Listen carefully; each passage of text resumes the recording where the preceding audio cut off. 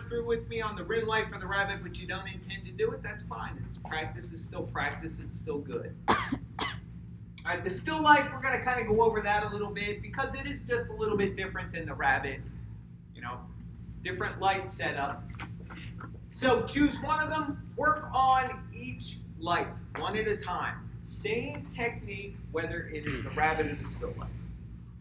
This way you don't try to do too many things at once. Now, after you've been doing this for a while, you can kind of work with everything together. You kind of know where you want to fill lights, or you kind of know where you want your key based on your reference. So you put that in, you work with your fill light, you work with your backlight, you work with the rim light. You can get that. But in the beginning, it's much easier if you do single light at a time. And again, we're still working with light direction, light intensity, color, contrast, that's your shadow. Hard shadow, soft shadow, big shadow, small shadow. All right, after you're done with that, then you will find a reference for a composition that you want to do on your own. I highly recommend you try one of the multi-light setups in the portrait guide. Now, if you intend to do one out of the portrait guide, open it up in Photoshop and crop out the one you want to use. Keep the model, keep the final version, and also keep the layout next to it. That'll fit perfectly well in your reference area. And again, I don't care if it doesn't fill up the whole reference area, just make it proportionate. All right, so when you create your camera, let's take a look at doing that, because I do want to go over, before I forget, about trying to set up one of the scenes to try to do sort of as a portrait. Now, you can use either scene. Doesn't matter which one you try to use.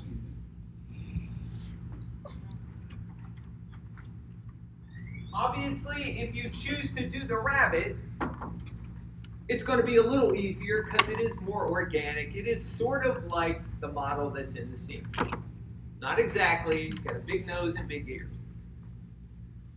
If you choose to use the still life, and you're going to try one of the portrait guide lighting setups, don't try to do the entire scene. That is not a portrait.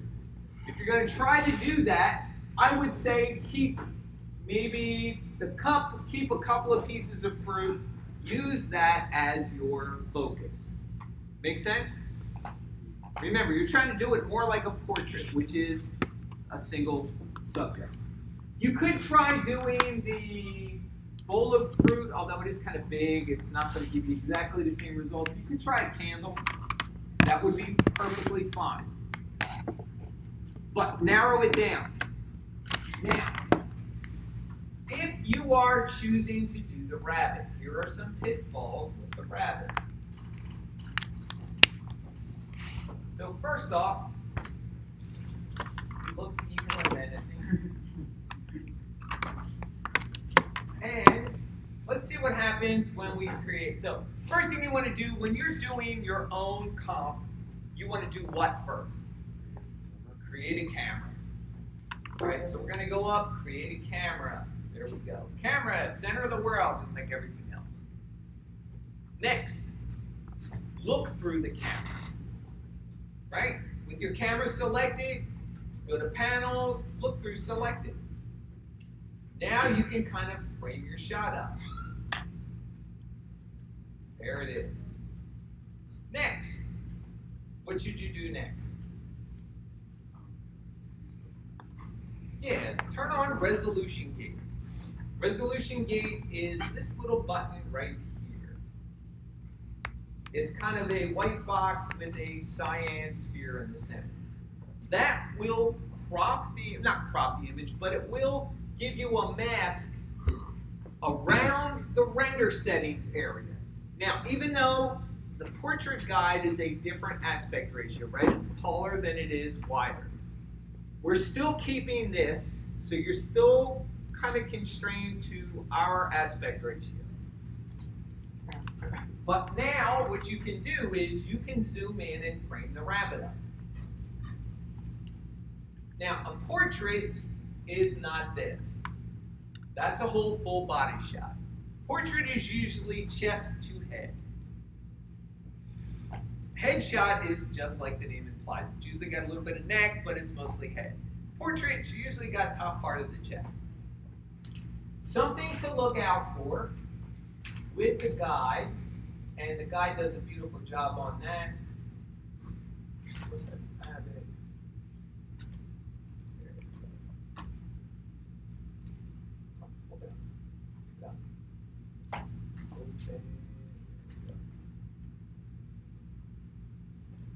Right, let's say you choose to do, everybody likes the badger. So suppose you try to do the badger. So one thing you want to take a look at is headroom. Headroom is the distance between top of the head and the top of the frame. How much room is there? Very little. Very little. Our rabbit has big, giant ears. So a couple of things you can do to frame the rabbit up. One is you can try and keep all the ears in there. Try and make them look pouty like the model.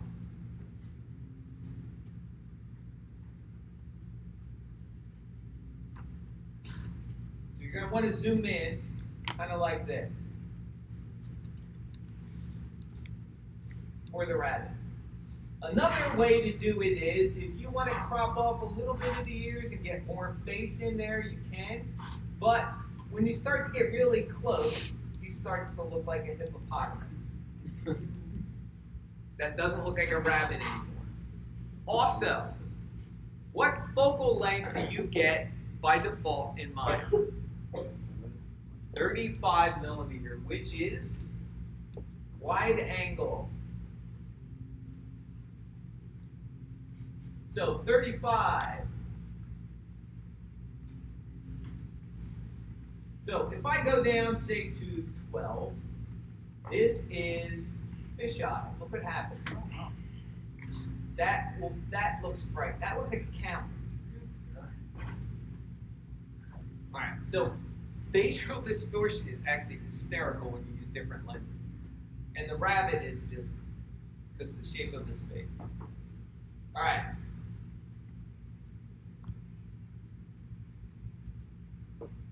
So 24 is another favorite wide angle, but you're still getting facial distortion. The nose still bulges. It still comes forward. 35, not quite as prominent. You can still see it kind of enlarging as it gets closer to the camera. 50, this is a usual portrait lens. Notice the facial distortion kind of stopped a little bit. It's not quite as bulbous in the bridge of the nose. It looks a little less distorted, even when I get really close. So 50 millimeter would be your go-to for a portrait lens. 70, that's starting to be a wide angle lens. Now we're starting to compress background, midground, and foreground. At 100, which is another stock,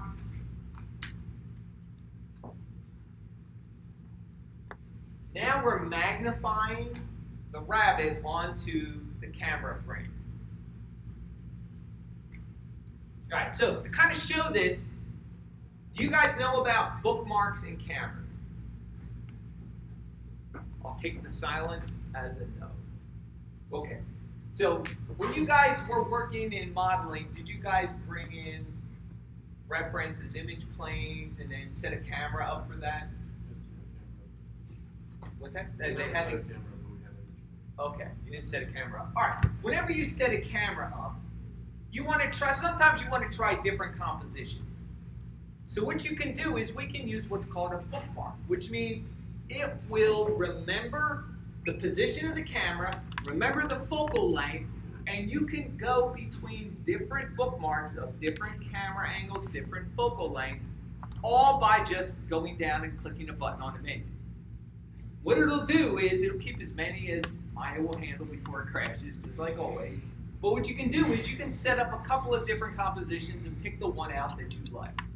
So for example, let's go back and be ridiculous and do fisheye. There's Joe Campbell portrait. So if I want to bookmark this, you got to make sure the camera's selected. You go to the View menu, Bookmarks, Edit Bookmarks. You want to click the New Bookmark button. Not 2D bookmark, we want a new bookmark. You can name it whatever you want. So camera view, I'm going to call it camera view 1, 12 millimeter. This way I remember what it is. All right, let's say I want to do, let's do 24. We'll back out again. So now I've repositioned my camera. I've got a different focal length. I'm going to go up to View and create a new bookmark. This is camera view 2. This will be 24 millimeter, just so we can compare. Now, the names, they're down here in this list. You can also get to them by right-clicking on the bookmark button in the viewport. All right, so let's go 35. Let's just keep this consistent. These are all standard lenses that you run across somewhere in your life. Let's go create a new bookmark for that. New bookmark, 35 millimeter. Let's do 50. Let's zoom out a little more.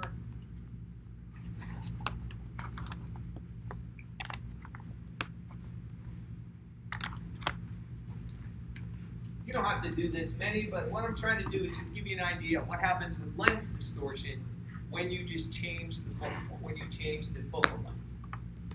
All right, so let's try 70 millimeter. Let's zoom out a little bit more.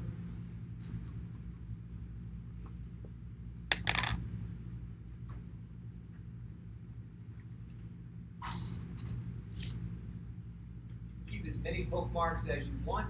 Nice thing about a bookmark is if you don't want to lock your camera, it's a good alternative. Because then it gives you some freedom to move around, and then you can always fly back or get back to your camera position without too much fuss. All right, so 70 millimeter. I think I did that one. Yep, I did that one. All right, let's do one more. Let's do 100.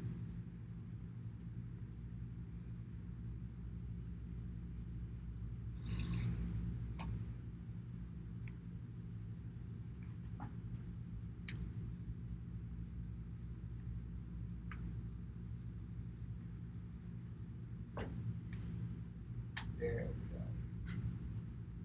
All right, so let's go to the very first one we had here. There is your fisheye lens. There's 24 millimeter. You can see much less distortion, right? 35, much less distortion. Go to 50. Now it starts to look more organic. It starts to look a little more like we're used to. 70, you can see it start to flatten out now. Now we're starting to compress the lens. We get into 100, we get a little bit more.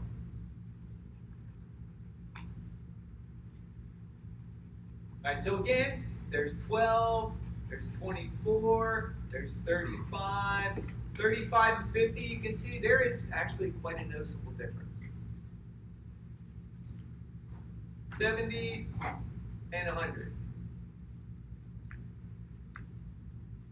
Right, so usually portraits we go with 50 millimeter.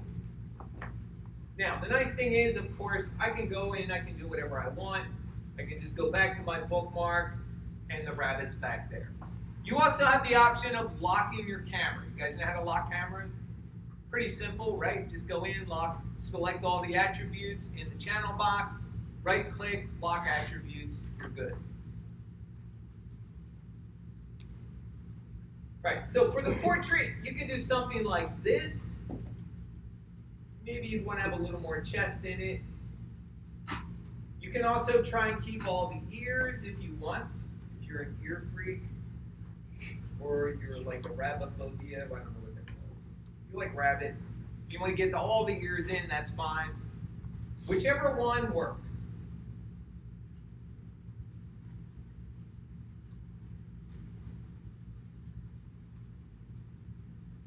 Compositionally, that's your creative choice.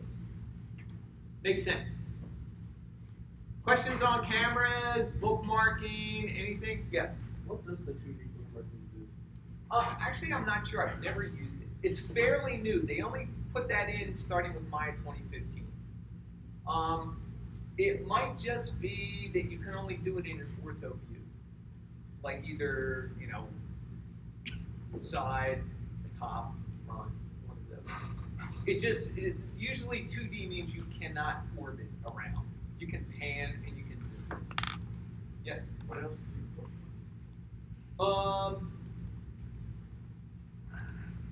The camera is really the only one that has an attribute to bookmark. If you want to say you want to do something like that with lights, say you've got a light that you want to do, like you want to take a shot of front light, then you want to move it to the side, then you want to move it to the back. What you can do is just keyframe that. So you come in, you put your light in, say front light. You go in, set your key for frame 1 for all the translate, rotate, scale attributes for the light. Then you position it to the second one, move the keyframe, key it so it keys all those attributes and it remembers it. And that way you can just move the time slider and do the same thing. The trouble with that is, with the camera, you need to have the focal length information. That's why you have to use bookmark. Because it does a lot more than just position. Like if we changed a whole bunch of other stuff in the camera, it would remember all that stuff. But the only thing we really need to change is position and focal length for now. All right, good question. Yes? Are bookmarks like scene specific? Do they only apply to that scene? Yes. They apply to the scene that you save it into. However, one thing I'm not sure about, which, believe it or not, all the time I've used Maya, I've never tested, is if you export a camera, will the bookmarks export with them? So suppose you've got this camera, you want to take it into the still life for whatever, and you want to use the same camera with the same bookmarks.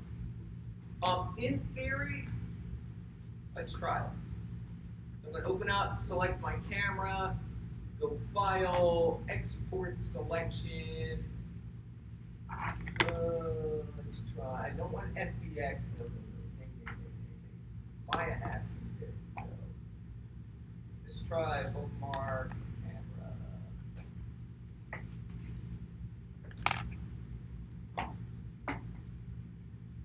Alright, let's save my scene.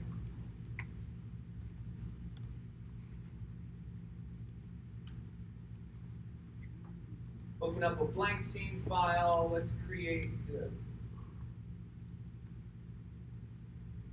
cylinder. And let's import the camera and see what happens.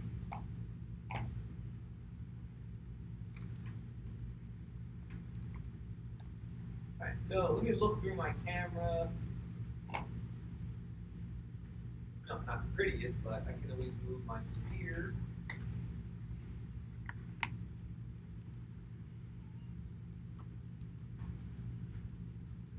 And let's see if my bookmarks.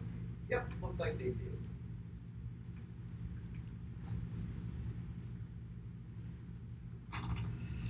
So yeah, if you export a camera, bookmarks come with it, which is good to know. Also, if you export anything else with animation on it, it will export animation also. Yes? If you go into your bookmarks and then edit them, does it save in your bookmark, or do you have to save it again as a new bookmark? Good question. You're probably better off saving it as a new bookmark. Let's see. All right, so let's go to 50mm, and let's say I want to reframe this like that. And let's go into bookmarks, edit bookmarks.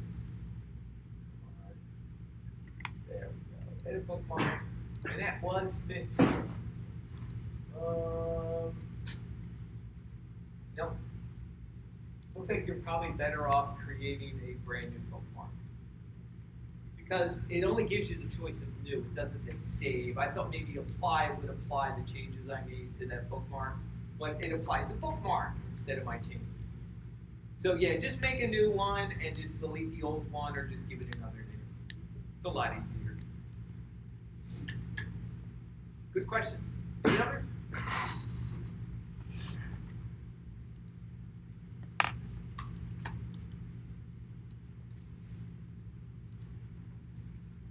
So it's easy to delete.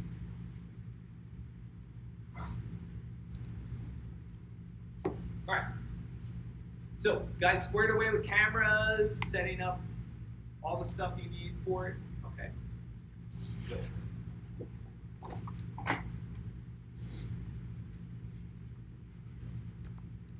All right, let's take a look at, well, finish looking at the requirements.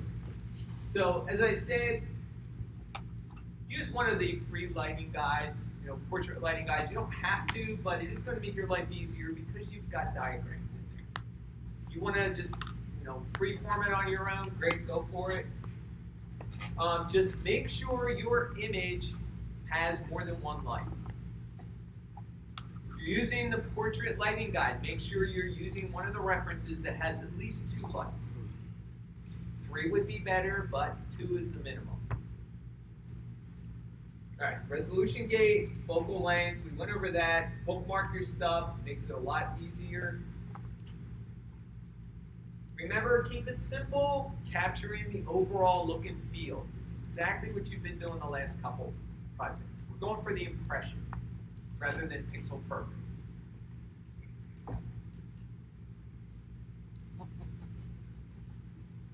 All right, so these renders are going to be the same size as the last ones you did, 540 HD.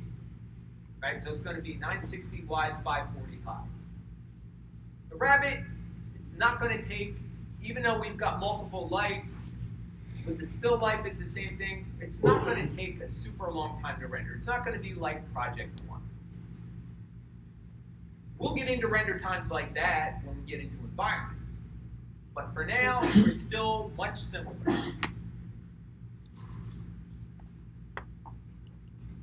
All right, so let's take a look at what we've got going on with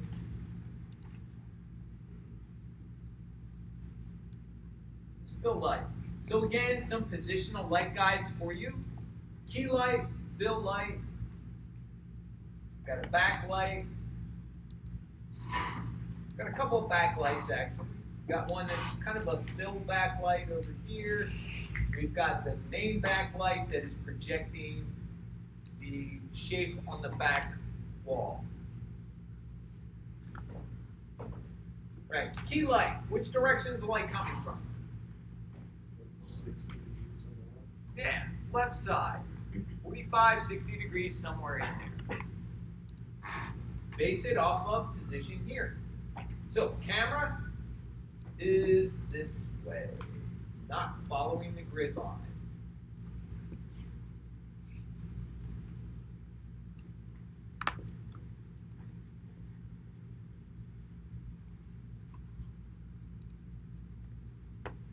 So there's a little bit of a reference for size, for position. Fill light. Again, fill light does not always contribute a whole lot. Depends on the image you're doing. Doesn't always contribute a whole lot, but it is there. Which direction? Yep, opposite key. Coming from the right side. At least as far as when we look at the image. Right, here's your backlight. Backlight, true backlight. Put your objects, your subject into silhouette. Right, gives us the gradient on the wall. Same kind of technique in the portrait guide when they're shining that spotlight on the back wall. Now, a little bit of light off to the right, yes. With that backlight, would it be more of a spotlight off the back wall reflection, or is that doing a sphere? Good question. If you don't see any light on the subject itself, it's probably a spot. Because then you've got the cone, you've got a projection. If it's spherical, you'll be seeing that same shape on the back wall, but you'll see some spillage over onto the subject, just because it radiates light in all directions. Make sense? Yeah, so that's how you can tell whether it is. Now, we are getting a little bit of light here, it looks like it, but really it's just hitting the back wall. And we can also verify that if we zoom in and take a look here.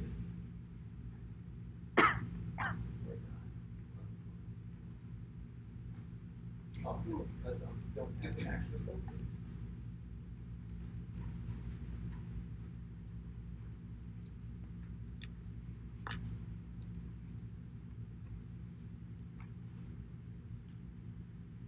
It's kind of hard to see, but it is a spot. In fact, I think I even mentioned that in the requirements up here.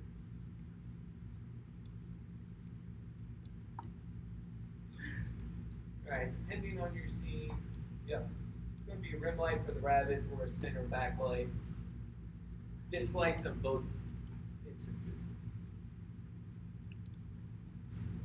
So for the still life, we're using a little bit of an additional backlight, which is that sphere.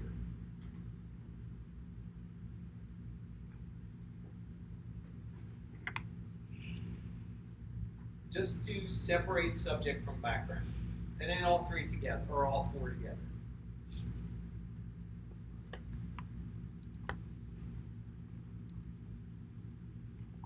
Now your job also is to decide, is there any color in any of the light?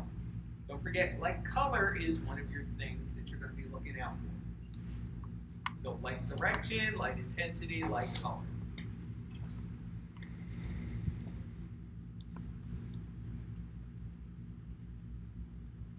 Right, question?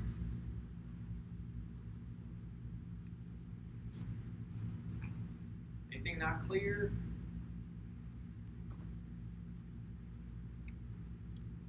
Anything you guys need explained again or differently? All right, you want to go to work early, or do you want me to do a demo on something? Work early. Work early? Okay. Go for it. Try it. See what you guys can get on your own. I'll be here. I'll be happy to answer questions. Do a demo if